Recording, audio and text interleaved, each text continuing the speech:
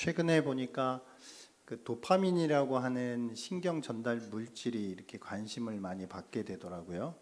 이게 우리를 이렇게 흥분하게 하는 그런 어떤 물질 가운데 이제 하나인데요. 그래서 이제 도파민이 언제 이렇게 분비가 많이 되느냐 그런 걸 이렇게 좀 조사해 놓은 거를 이제 보니까 평상시가 이제 도파민 분비가 100%라고 이제 했을 때 우리가 월급을 받으면요 150%까지 도파민 분비가 올라간다고 합니다. 이게 음주했을 때랑 비슷한 수치라고 해요. 그리고 쇼핑을 하게 되면은 도파민이 160%까지 올라간다 그래요. 월급날 쇼핑하면 기분이 많이 좋아지겠네요. 그죠? 네. 그 다음에 이제 게임을 할 때는 175%까지 올라간다 그래요. 그러니까 이제 게임을 이제 하는 이유가 다 있겠죠. 그리고 이제 니코틴, 이제 흡연 같은 경우에는 무려 225%까지 올라간다고 합니다. 그리고 여기서 이제 또 급격하게 또 올라가는 것이 있는데 이렇게 남녀가 처음 만나서 막 이렇게 사랑에 막 빠질까 말까 하면서 막 내가 막 사랑하는 그 사람이 내 마음을 받아줬어 막 이런 경험들 있잖아요. 막 예. 그런 경험들을 딱 이렇게 하게 될 때 막 서로 어떤 사랑을 시작할 때 막 그 500%라 그래요. 500%. 그리고 복권에 당첨되면은 800% 도파민이 나간다 그러네. 근데 이 모든 걸 다 뒤집어 엎을 수 있는 것이 있는데 그게 마약이라 그래요. 1300%가 올라요. 그러니까 사람들이 이제 마약에 한번 손을 대면 떼지 못하는 이유가 다 있는 거죠. 앞에 뭐 월급이고 뭐고 다 필요 없는 거예요. 그냥 마약 한번 딱 하게 되면 1300%그 황홀경 가운데 이제 빠지게 되는 것이죠. 오늘날 보면은 그런 것 같아요. 점점 우리가 살아가는 세상이 어떤 우리에게 주어지는 어떤 피할 수 없는 인생의 여러 가지 무게와 그런 고통이 있습니다. 그런데 조금씩 더 시대가 바뀌어감에 따라 점점 사람들은 어떤 고통이라고 하는 것으로부터 자꾸 도망치려 하는 것 같습니다. 어떤 사람은 그러기 위해서 약물을 복용하기도 하고요. 또 어떤 사람은 밤새 넷플릭스에 또 눈을 떼지 못하기도 하고요. 또 스마트폰에서 또 어떤 경우에 이제 하루 종일 게임만 하게 되는 그런 일들이 일어나게 되는 것이죠. 그러니까 이제 우리는 자신이 처해 있는 어떤 현실이라고 하는 것, 그 현실에 이제 무게라는 것이 있지 않습니까? 어쩔 수 없이 우리가 살아가야 하는 인생의 고통이라고 하는 것이 있을 텐데 그런 것들을 이제 잊기 위해서 내가 관심을 다른 곳에 돌려버리는 것이죠. 그래서 내가 다른 관심거리를 찾다 보니 그렇게 뭐 게임을 시작하고 쇼핑 중독이 되고 여러 가지 심지어 이제 또 극단적인 경우에는 마약까지 손을 대게 되는 그런 일들이 벌어지는 것 같습니다. 그렇지만 우리가 잘 알아야 하는 것은요, 나 자신을 어떤 고통으로부터 우리가 보호하려고 하는, 그러니까 이건 나쁜 거야. 내가 어떻게든 피해야 돼. 내가 어떻게든 피해 가야 해. 라고 하는 이런 모든 회피 시도는 사실 그것을 우리가 고통으로부터 벗어나게 해주는 것이 아니라 오히려 우리를 더 고통스럽게 한다는 사실. 그러니까 고통으로부터의 회피는 오히려 더 고통스러운 그런 자리로 우리를 이끌고 간다는 이 사실을 우리가 좀 생각해 보았으면 합니다. 분명히 지금은요, 예전에 비해서 모든 것이 다 풍요로워진 시대를 살아가고 있지요.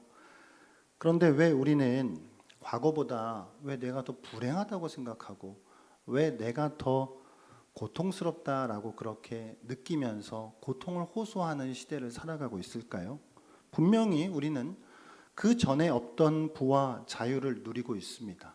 여러 가지 기술적인 진보가 이루어졌고 의학적인 진보가 이루어졌습니다. 그런 환경 가운데 우리가 살아가면서도 왜 우리는 나는 왜 더 불행하지? 나는 왜 이렇게 불행하지? 왜 나는 이렇게 고통스럽지? 그렇게 호소하며 살아가냐는 말입니다. 결론부터 말씀드리면 어쩌면 우리가 이토록 비참하다고 느끼는 이유는 역설적이게도 비참함을 피하려고 너무 열심히 노력하기 때문일지 모릅니다. 참 이게 역설이죠. 비참함을 너무 피하려고 너무 많은 에너지를 쏟다 보니 오히려 더 비참한 삶으로 가고 있다라고 하는 것이죠.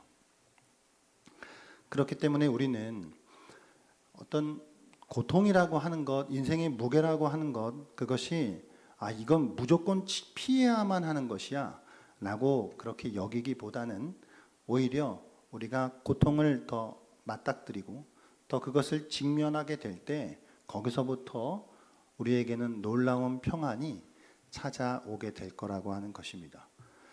21세기를 살아가는 현대인들에게 고통은 나쁜 거다, 불편함이라고 하는 건 안 좋은 것이다 라고 하는 것이 상식적인 이야기지만 역설적이게도 고통과 불편함을 대하는 그런 현대인의 이 태도가 오히려 우리들의 삶을 더 불행한 삶으로 이끌고 있다는 것 생각해 보았으면 합니다. 그 유명한 말, 피할 수 없으면 즐겨라 라고 하는 이 말처럼 고통을 그대로 직면하는 것이 어쩌면 고통을 피하는 가장 좋은 방법이 될 것이다 라고 하는 것이죠. 같은 의미로요, 인간은 나 스스로가 죄인이다 라고 하는 그 사실을 깨닫게 될 때 거기에서 우리에게는 자유가 찾아오게 됩니다. 자기 자신이 꽤 괜찮은 사람이고 나름 훌륭한 사람이라고 생각하는 것이 아니라 반대로 내가 얼마나 심각한 죄인이냐라고 하는 것을 발견하게 될 때 거기서부터 우리는 그 죄의 문제가 해결될 것이라고 하는 것입니다. 하나님은 우리 인간에게 고통을 허락하셨죠. 그 고통은 인간 스스로가 범죄자요, 내가 죄인이라고 하는 사실을 깨닫게 됨으로써 주어집니다. 그래서 오늘 본문은요, 율법이 들어온 것은 율범죄를 더하게 하려 함이라 그런 말씀하고 있어요.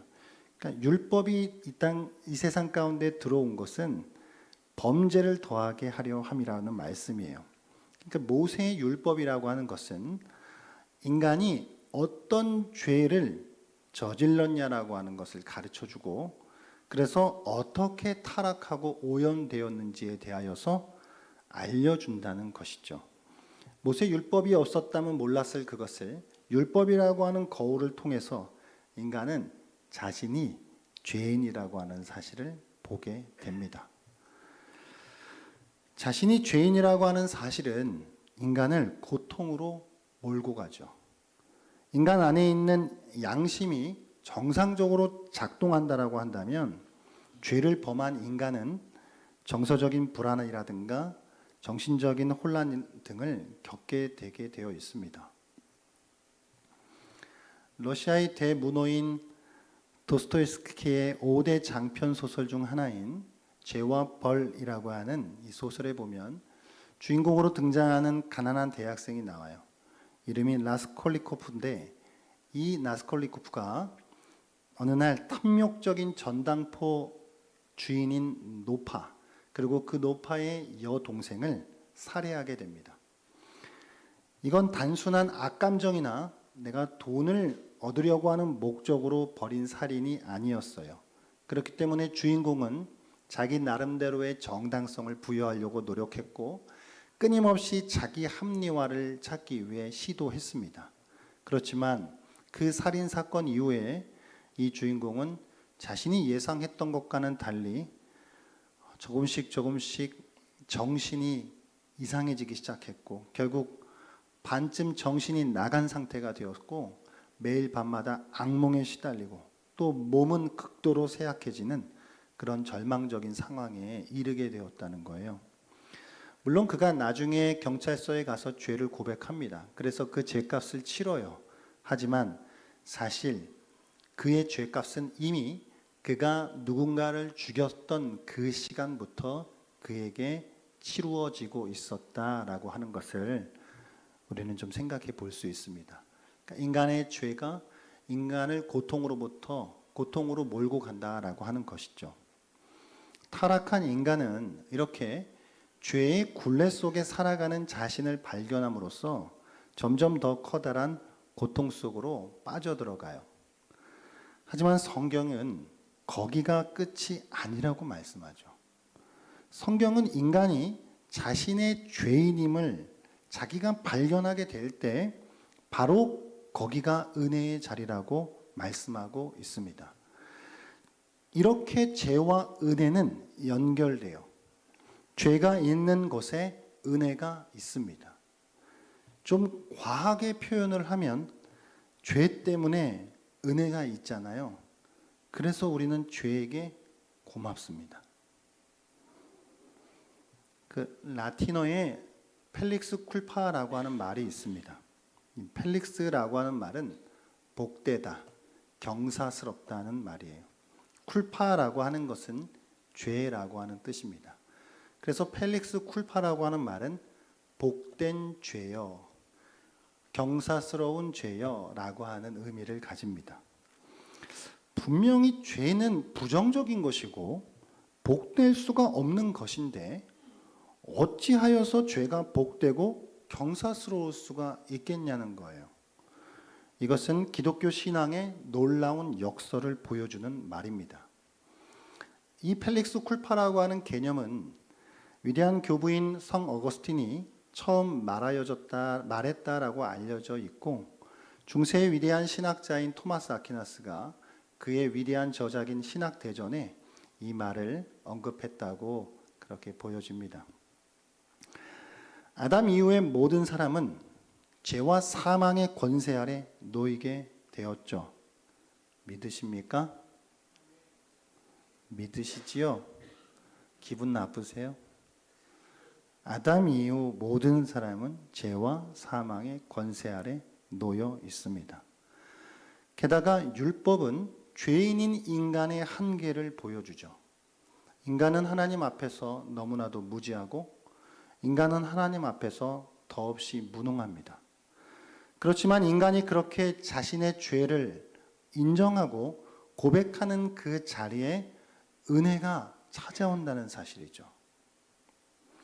누가복음 7장에 보면은요, 예수님께서 어느 바리새인의 집에 들어가셔서 그곳에서 이제 식사를 하시거든요. 근데 그때 그 동네에 한 죄인인 여인이 예수님께 나와요. 여기서 성경이 죄인이라고 아마 표현한 것은 당대의 이 문화 속에 아마도 창녀였다라고 그렇게 해석되어집니다. 그 여인이 예수님께 나와 눈물로 발을 적시고 자기 머리털로 예수님의 발을 닦고 예수님의 발에 입을 맞추며 값비싼 향유를 예수님의 발에 부어요. 그걸 옆에서 지켜보고 있는 바리새인은 저 죄인인 여자의 행동을 제지하지 않고 있는 예수님을 이상하게 생각합니다. 저 죄인이 예수님을 지금 나와서 저렇게 하고 있는 걸 어째서 예수님은 저걸 가만히 내버려 두시는 것일까? 예수님이 저 여인이 누군지 몰라서 그러는 것일까? 이렇게 생각했던 것이죠.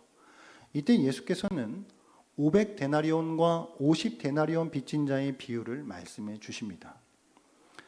두 사람이 빚을 졌는데 한 사람은 500데나리온, 한 사람은 50데나리온이에요. 둘 다 갚을 능력이 없습니다. 그래서 빚을 준 사람이 두 사람 모두에게 빚을 탕감해 줘요. 그렇다라고 한다면 탕감받은 이 두 사람 중 누가 더 채권자에게 더 고마움을 느끼고 그 채권자를 더 사랑하게 될까요? 그것은 당연히 더 많이 탕감받은 자입니다.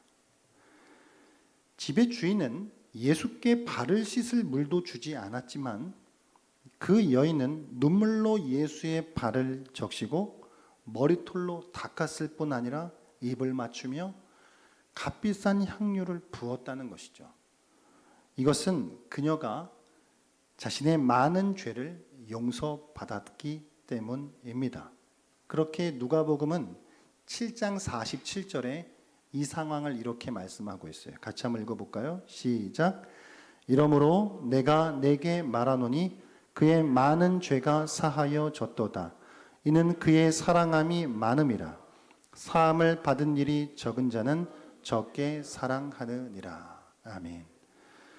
내가 많은 죄가 용서받았다라고 하는 것을 아는 사람은 더 예수님을 더 많이 사랑하게 된다는 것이죠. 사랑하는 여러분, 예수 그리스도께서 이 땅에 오심은 죄인들을 위해서입니다. 믿으십니까? 원리적으로는 죄 아래 놓여 있는 모든 인류를 위해서 오신 것이지만 결과적으로는 자신이 죄인임을 아는 자들, 내가 나의 죄를 인정합니다. 내가 나의 죄를 고백합니다. 라고 하는 그 자들을 위해서 오신 것이에요. 만일 자신이 죄인임을 인정하지 않는 자들이 있다면 그들은 구원의 은혜에서 제외되게 되는 것이죠. 그런 의미에서 죄를 깨닫게 된다라고 하는 것은 은혜가 시작한다는 말입니다. 그리고 그 죄의 무게를 더 깊이, 더 무겁게 느끼는 사람들에게는 더 크고 놀라운 하나님의 은혜가 경험되어진다는 것이죠. 그래서 위대한 사도인 바울은 디모데전서 1장 15절에서 이렇게 말한 것이죠. 그리스도 예수께서 죄인을 구원하시려고 세상에 임하셨다 하였도다. 죄인 중에 내가 괴수니라 라고 말이죠. 여러분이 죄인 중에 괴수임을 믿으십니까? 이런 의미에서 죄는 복될 수 있습니다. 죄가 있는 곳에 은혜가 있기 때문이지요. 만일 아담이 죄를 짓지 않았다면 예수께서 오실 필요는 없었을 것입니다. 그렇다면 우리는 삼위일체의 제2위격인 성자 예수 그리스도의 성육신과 그리고 십자가의 고난과 부활의 그 위대한 서사, 그 위대한 서사는 역사 속에 등장하지 않았을 것이라고 하는 걸 알아야 해요. 더 넓게 보아서 인류를 위한 아름다운 구속사의 역사 자체가 성립되지 않았을 것입니다. 조금 극단적으로 표현한다면 아담의 원죄와 인류의 타락이 있었기 때문에 예수 그리스도가 이 땅에 오셨습니다. 하나님의 본체이신 그리스도가 시공간을 뚫고 인간 세계에 들어오셨다는 말이죠. 뭐 때문에요? 인간의 죄 때문에요. 그렇다고 오해는 않았으면 좋겠습니다. 이런 개념 때문에 죄가 정당화된다는 말은 조금도 아닙니다. 분명 죄는 하나님의 뜻에서 벗어난 것이고 그것은 악하고 나쁜 것입니다. 그 어떠한 것으로도 죄를 정당화할 수 있는 것은 없습니다. 요즘 서울의 봄이라고 하는 영화가 인기 상영 중에 있다 그래요. 보러 가야 되는데 이게 배우들이 하도 연기를 잘해가지고 영화를 보면서 분노 수치를 측정하는 것이 유행이라고 합니다. 한국 민주주의는 독재 정권과 신군부 세력의 폭압에 맞선 무고한 시민들의 수많은 희생을 통해서 이룩하게 되었습니다. 혹자들은 한국 민주주의를 앞당긴 원인 중 하나가 독재와 폭압이라고 보기도 합니다. 물론 전쟁 이후 대한민국 사회의 민주주의에 대한 열망을 불러일으킨 원인 중 하나가 정권의 잘못된 통치, 그것이 어느 일정의 역할을 한 부분이 있다고 볼 수도 있지만 정말 100번 양보해서라도 그들의 독재와 폭압 정치는 절대로 정당화될 수 없습니다. 역사는 그들의 악을 기억하고 있죠. 그것은 그저 악이요 죄일 뿐입니다.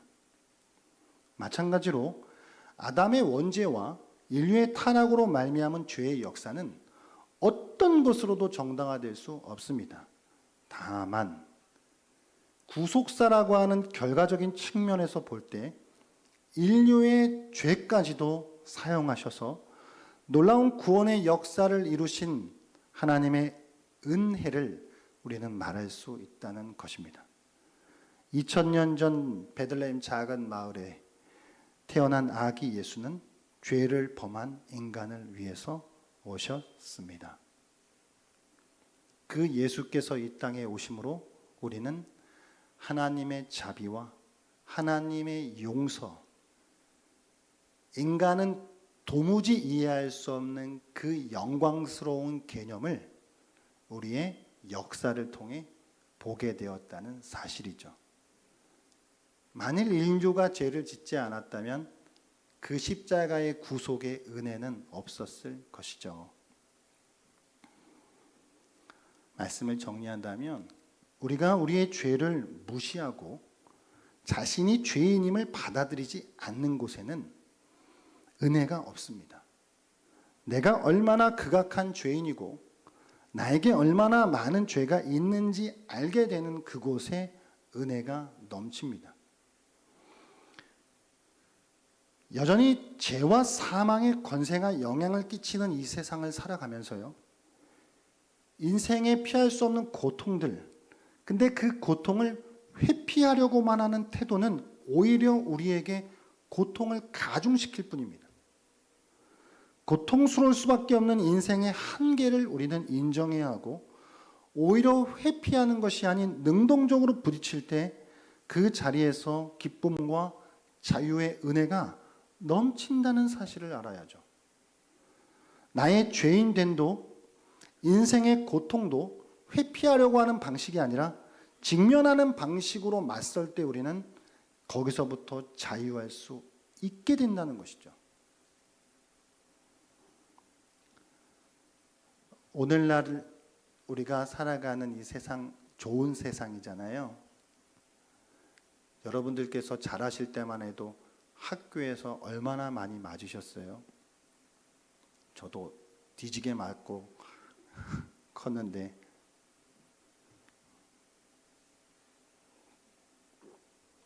요즘은 상상이 어려운 그런 일이잖아요. 물론 발달 심리학이나 어떤 정서적 공감이라고 하는 측면에서 정말 좋아진 것이 맞습니다. 그렇지만 다른 한편으로 우리는 너무 따뜻한 온실 속에 혹은 우리의 아이들을 가두고 있는 것은 아닌지, 혹여라도 흠집이 나면 어떡하나, 작은 상처가 저 아이에게 그 트라우마를 남기면 어떡하나 라고 하는 조바심 속에 때로는 아이들을 너무 과보화한 것은 아닌지 라는 생각이 들기도 합니다.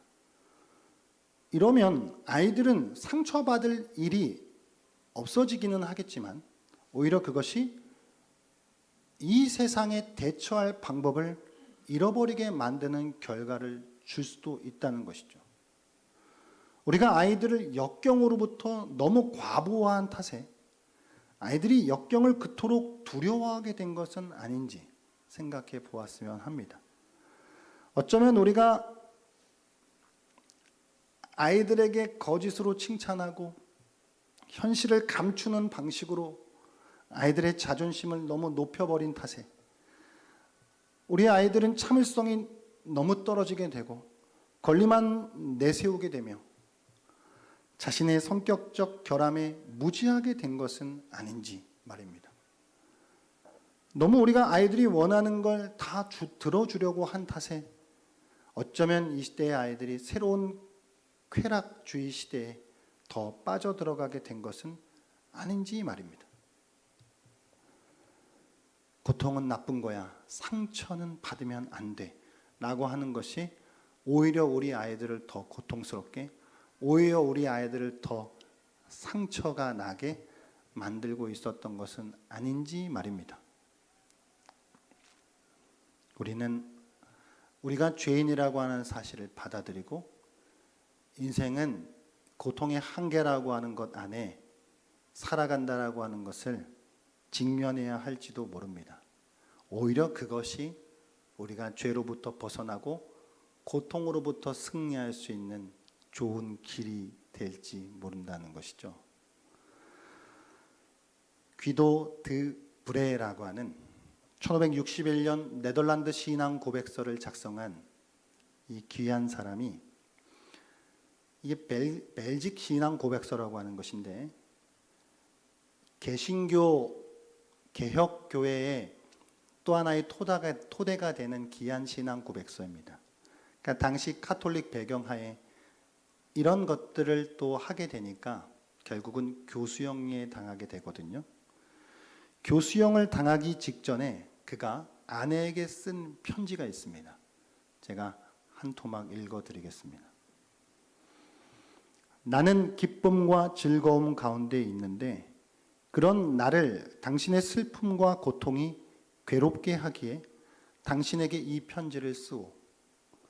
나는 당신이 한없이 슬퍼하지만 슬퍼하지 말기를 아주 간절히 기도하오. 나는 지금 개미 한 마리도 빠져나가지 못하는 비참할 대로 비참한 지하 감옥에 갇혀 있어. 어찌나 어둡고 음울한지 감옥이라는 이름이 딱 들어맞는구려. 공기도 가장 나쁜 공기조차 그저 조금 맛볼 뿐이요. 내 손과 발에는 무거운 쇠가 채워져 있어. 이것이 나를 끊임없이 고문하면서 심지어 내 뼈가 드러날 정도로 내 살점을 파먹었어.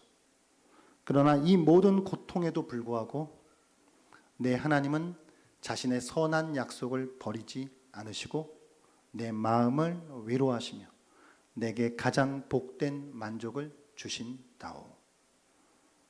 아멘 할 뻔했습니다. 자신에게 처해진 이 고통스러운 현실을 어떻게든 내가 피할까라고 했던 것이 아니라 그것을 묵묵히 받아들였을 때 이 귀한 신앙의 유인에게 놀라운 하나님의 복된 위로와 평안이 찾아왔다는 것이죠. 드브레는 큰 고통을 겪었지만 그럼에도 그는 가장 복된 만족을 누렸습니다. 사랑하는 여러분, 어떤 의미에서 신앙의 위대한 사람인 다윗이 될 수 있었을까요? 그가 하나님의 성전을 짓고자 하는 원대한 비전을 품었기 때문에요? 아니면 그가 통일 왕국의 위대한 왕이 되었고 수많은 전쟁에서 승리했기 때문일까요? 아니요. 오히려 저는 다윗을 정말 다윗되게 한 것은 그의 인생의 흑역사인 밧세바 사건이라고 생각합니다. 그 밧세바 사건을 통해 그는 자기가 하나님 앞에 얼마나 심각한 죄인이냐라고 하는 사실을 깨닫게 되었고 자신의 죄인됨을 철저히 하나님 앞에 자각한 이후에 주님 앞에 그것을 인정했을 때 하나님의 놀라운 은혜가 그에게 주어졌다는 것이죠. 다시 말씀드리지만 밧세바 사건의 죄가 정당화된다는 말이 아닙니다. 결과적으로 그 일까지도 사용하신 하나님의 은혜를 말씀드리는 것이죠. 예수의 십자가는 고통을 피해서가 아니라 오히려 고통을 직면하심으로써 이루신 사건입니다. 예수께서는 인간의 죄를 회피하지 않으시고 그 모든 것을 그대로 짊어지셨습니다. 그리고 그것으로 인해서 인류에게는 은혜가 넘치게 된 것이죠. 이런 의미에서 예수님을 따르는 자들에게는 고통을 짊어지는 삶으로의 초대가 있습니다. 역설적이게도 그러한 삶에서 우리에겐 놀라운 은혜가 넘칠 것입니다. 성탄을 앞둔 이 시간 우리가 주님이 왜 오셨는지, 주님이 오셨으면 뭐예요? 내가 죄인이라고 하는 사실을 인정하지 않고 그걸 고백하지 않으면 주님의 오심이 무슨 상관입니까? 그것은 내가 나의 죄인됨을 인정하고 고백하는 그 자리에 의미가 있는 것이죠. 그리고 그곳에선 하나님의 놀라운 은혜가 넘치게 되는 것이지요.